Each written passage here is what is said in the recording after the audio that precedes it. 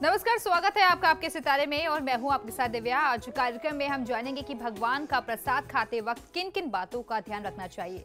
इसके अलावा जानेंगे आज का राशिफल। तो देर कैसे शुरू करते हैं आपके सितारे। क्या आप जानते हैं कैसे खाएं भगवान का प्रसाद?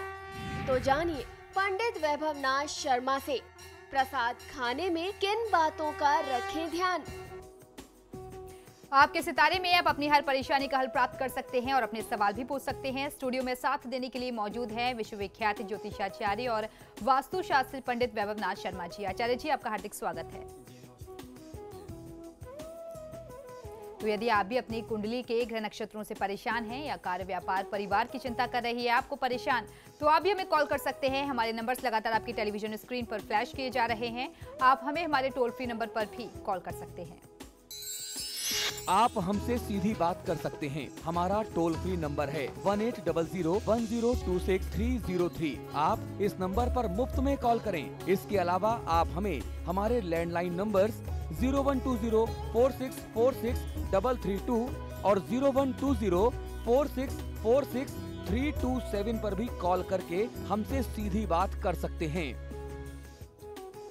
तो इससे पहले कि कार्यक्रम को आगे बढ़ाएं, सबसे पहले हम आचार्य जी से जानेंगे आज का पंचांग और साथ ही साथ आज का महाउपाय भी जानेंगे। जिस तरीके से आपने देखा होता है कि अक्सर भगवान का प्रसाद तो लोग ग्रहण कर लेते हैं, लेकिन सही जानकारी उनको नहीं होती है कि किस तरीके से इस प्रसाद को ग्रहण किया जाए और किस तरीके से इस प्रसाद को खाना चाहिए। तो ये सब कुछ आज हमें महाउपाय में बताएंगे आचार्य जी।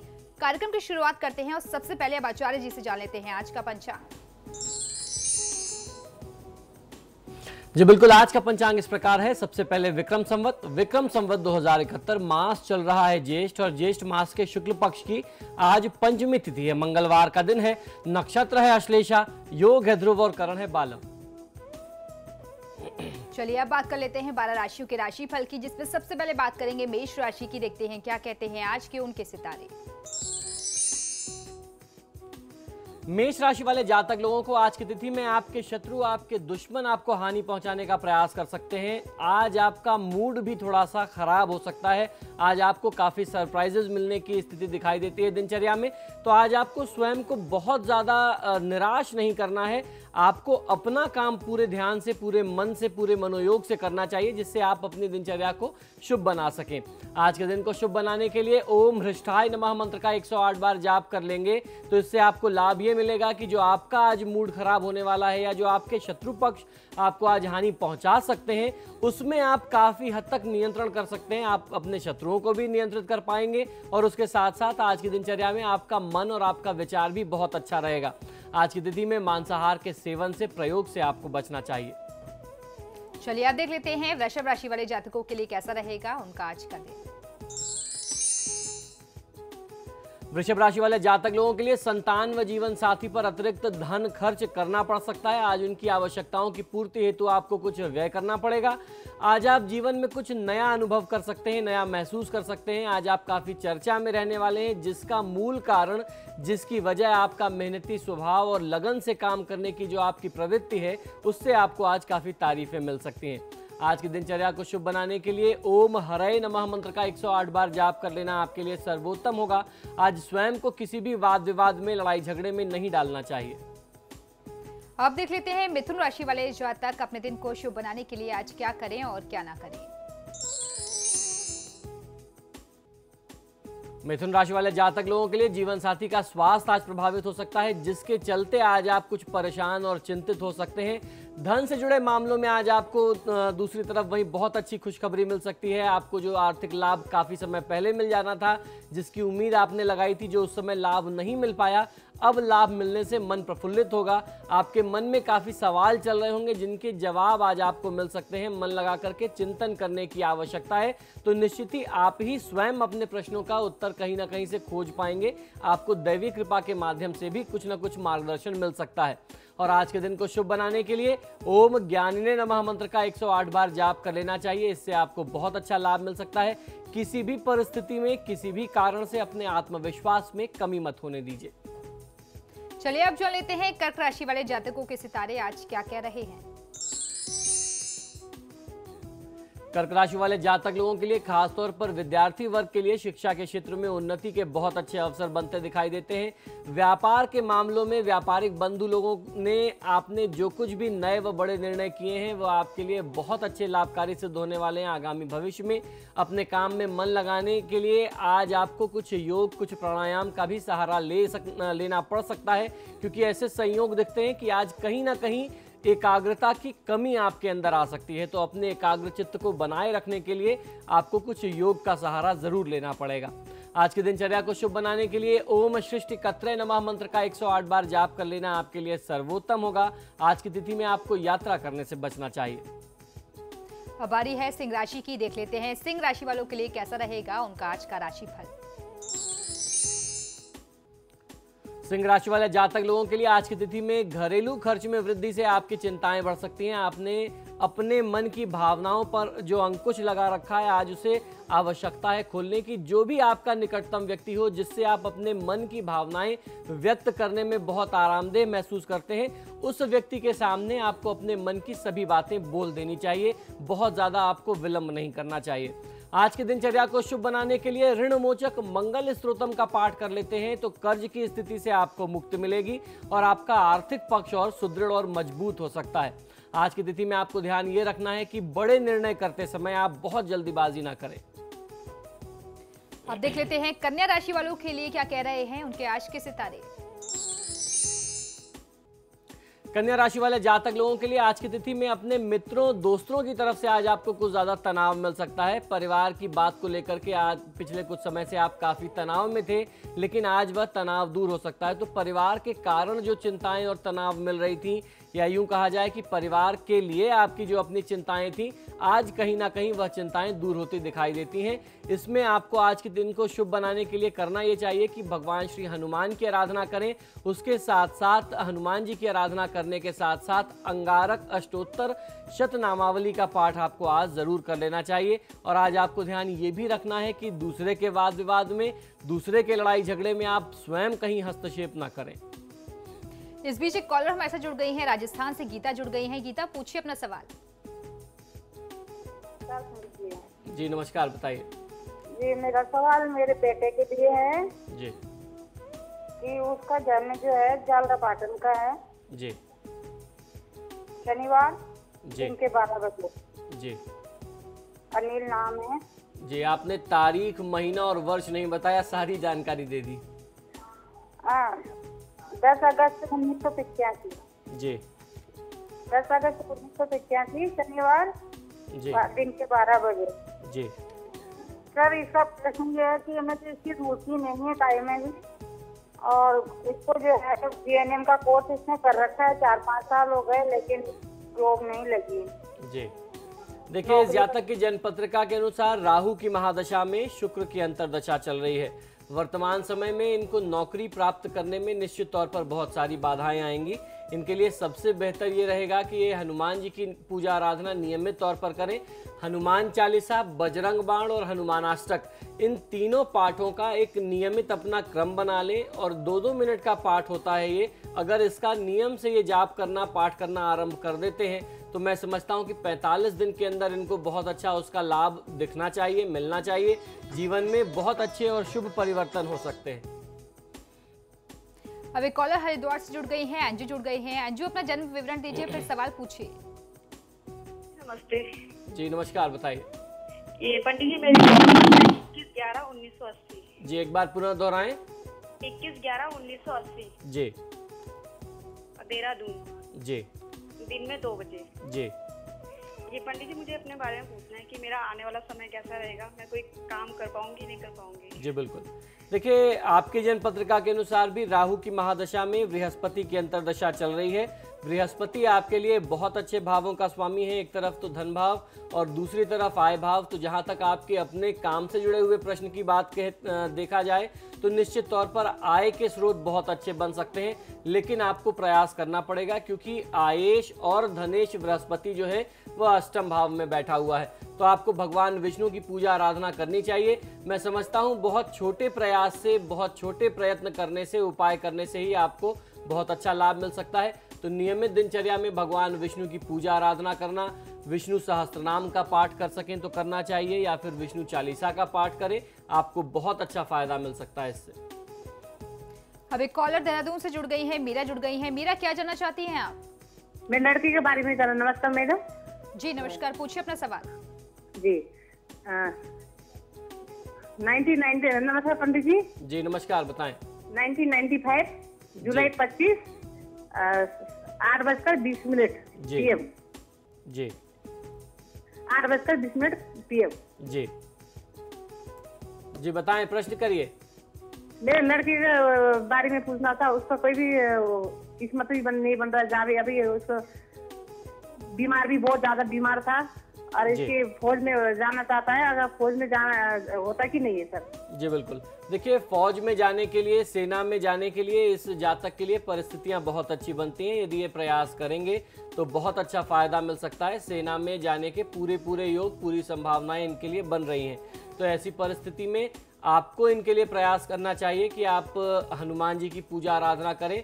बृहस्पति की महादशा में मंगल का अंतर चल रहा है और मंगल की स्थिति इस जातक के लिए बहुत अच्छी है। ऐसे जातक ही जो है वह सेना में और उच्च पदाधिकारी के पद तक जाते हैं।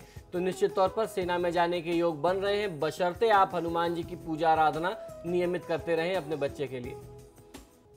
राजस्थान से अभी कॉलर जुड़ गए हैं, गोपाल जुड़ गए हैं। गोपाल, पूछिए अपना सवाल। गोपाल, पूछिए अपना सवाल। चलिए, लगता है इनसे हमारा संपर्क नहीं हो पा रहा है। एक और दर्शक हमारे साथ कानपुर से जुड़ गए हैं, शैलेश जुड़ गए हैं। शैलेश, पूछिए अपना सवाल। हेलो जी बताइए। हाँ पंडित जी नमस्कार। जी नमस्कार। हाँ पंडित जी, मैं ये कह रहा था कि मैं 3 दिसंबर 69 को 2:15 बजे रात को जो है हमारा जन्म हुआ है लखनऊ में। जी 2 तारीख की रात में। जी तो मैं अपने करियर के बारे में जानने के लिए इच्छुक था कि मैं रात में जन्म का कुछ स्ट्रगल कर रहा हूँ, सक्सेस नहीं हो पा रहा हूँ। क्या करना चाहिए मुझे? जी बिल्कुल, आप मुझे रात में जन्म का समय बता दीजिए। रात 2:15 बजे का है, 2 तारीख का। जी जी बिल्कुल, देखिए आपकी जन्म पत्रिका के अनुसार बृहस्पति की महादशा आपके लिए अभी आरंभ हुई है। बृहस्पति की महादशा में बृहस्पति का ही अंतर चल रहा है। वर्तमान समय में यदि आप प्रयास करें तो बहुत अच्छे लाभ लिए जा सकते हैं। इस समय में आपको लाभ मिलेगा, लेकिन उसके साथ साथ स्वास्थ्य संबंधी कुछ समस्याएं भी आपको परेशान कर सकती हैं, करेंगी। तो ऐसी परिस्थिति में यदि आपसे संभव हो जाए तो आपको गुरुवार का व्रत करना चाहिए। गुरुवार को किसी ब्राह्मण को पीली वस्तुओं का दान करना, खासतौर पर चने की दाल, मुनक्का, पीले वस्त्र, कुछ दक्षिणा, 1 जोड़ा जनेऊ, ये चीज़ें आप दान करते हैं तो बहुत अच्छा फायदा मिलेगा। एकादशी की तिथि में, जो भगवान विष्णु की तिथि होती है, यदि एकादशी की तिथि में आप अपने घर पर कथा करा सकते हैं सत्यनारायण भगवान की और नियमित 1 वर्ष तक यह क्रम रखें, तो मैं ये दावे के साथ कह सकता हूं कि आपका भाग्य परिवर्तन होने में आपको कोई नहीं रोक सकता और बहुत बड़ी सफलता आपको आने वाले समय में मिल सकती है। एक कॉलर राजस्थान से जुड़ गई है, दिशा जुड़ गई है। दिशा, पूछिए अपना सवाल। पंडित जी नमस्ते। जी नमस्कार, बताएं। पंडित जी, मेरी बेटी के बारे में जानना चाहती हूँ। उसकी डेट ऑफ बर्थ है 24 अगस्त 1994। जी। रात्रि को 11:58 पर। जी। उसकी शादी के बारे में मैं बड़ी चिंतित हूँ। उसकी कहाँ शादी होगी और किस तरह का योग है उसका? जी बिल्कुल, देखिए इनके विवाह का जो योग था वह बिल्कुल समाप्ति की तरफ आगे बढ़ रहा है। 1 जुलाई 2014 को इनके विवाह का अभी हाल फिलहाल का जो योग था वह समाप्त हो जाएगा और इसमें उसके बाद फिर कुछ समय बाद ही दोबारा वह योग शुरू होगा।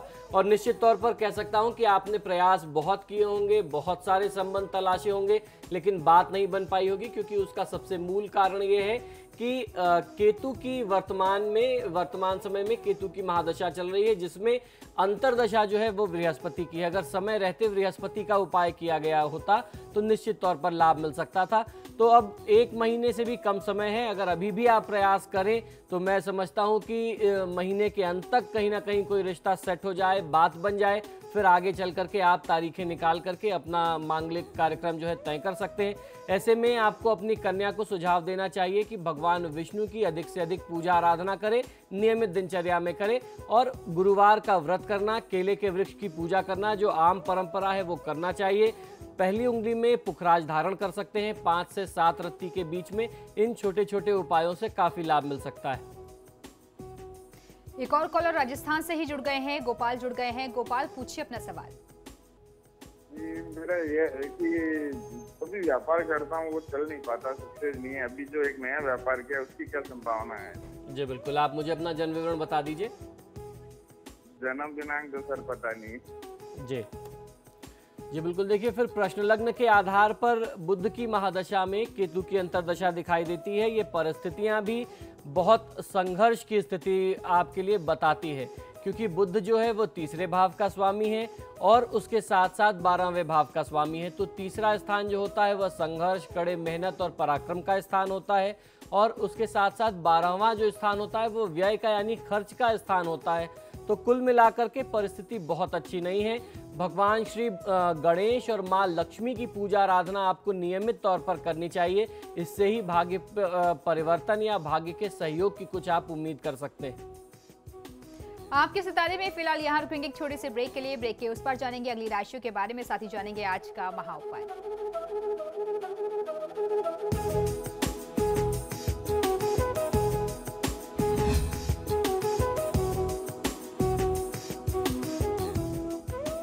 ब्रेक के बाद एक बार फिर से आपका स्वागत है। चलिए बढ़ते हैं अगली राशि की ओर, जान लेते हैं कैसा रहेगा तुला राशि वाले जातकों के लिए उनका आज का दिन। तुला राशि वाले जातक लोगों के लिए आज की तिथि में आर्थिक लाभ मिलने की प्रबल संभावना दिखाई देती है। आज आपको एकचित्त होकर के काम करना चाहिए। आज आपको बदलाव के लिए तैयार रहना है। कार्यक्षेत्र में कुछ बदलाव हो सकते हैं और ये बदलाव आपके लिए पूर्णतः आपके पक्ष में होने वाले हैं। आज अपने काम पर पूरा ध्यान लगा करके, मन लगा करके काम करें तो आपको बड़ी सफलता मिल सकती है। आज की दिनचर्या को शुभ बनाने के लिए चंद्र अष्टोत्तर शतनामावली का पाठ कर लेना आपके लिए सर्वोत्तम होगा। आज क्रोध करने से बचना चाहिए। चलिए तो अब जान लेते हैं वृश्चिक राशि वाले जातकों की राशि आज क्या कह रही है। वृश्चिक राशि वाले जातक लोगों के लिए भाग्य आपके साथ आज बना रहने वाला है। आज आपको कुछ स्वास्थ्य लाभ कर लेना चाहिए, आराम करना चाहिए, क्योंकि आपका शरीर निरंतर काम करते करते कुछ थक सा गया है। अब वो कुछ विश्राम मांगता है। पैसों से जुड़ी हुई कोई अच्छी खबर, अच्छी सूचना आज आपको प्राप्त हो सकती है।